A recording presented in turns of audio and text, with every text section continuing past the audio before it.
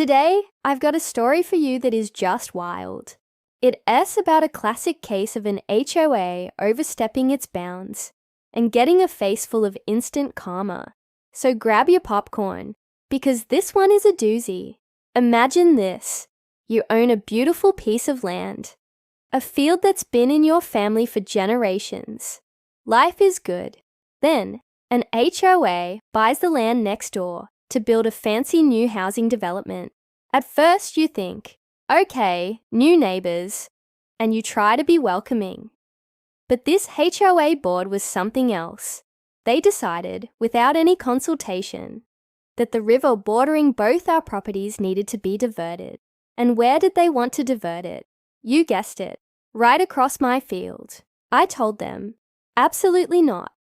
I explained that my field floods naturally every spring, and that's why my family built our farmhouse on higher ground, far away from the river. Diverting it would turn my entire property into a swamp and ruin the land. Did they listen? Of course not.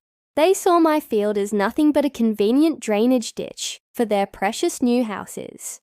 They went through the local council, pulled some strings, and got their permits. Soon enough, heavy machinery was tearing up my land, carving a new path for the river. The board members were smug, telling me I was standing in the way of progress. But here's where the story takes a turn. See, what the HOA's brilliant engineers didn't account for was a once-in-a-decade storm that was brewing. The locals knew it was coming. I even tried to warn the board one last time. They just laughed. Well, the storm hit, and it was a monster. The rain came down in sheets, and the river swelled to a size nobody had seen in years. And the new channel they dug across my field, it couldn't handle the volume of water. The river overflowed its new banks, and following the path of least resistance, went exactly where nature intended it to go in the first place. Straight through their brand new development. I watched from my porch as their perfectly manicured lawns disappeared under feet of muddy water.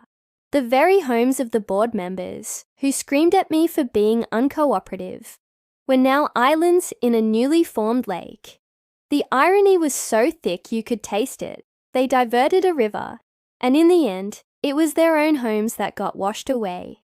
So, what do you think? Was this karma, or just a hard lesson in listening to local knowledge? Let me know your thoughts in the comments below. If you enjoyed this story, make sure to hit that like button and subscribe for more.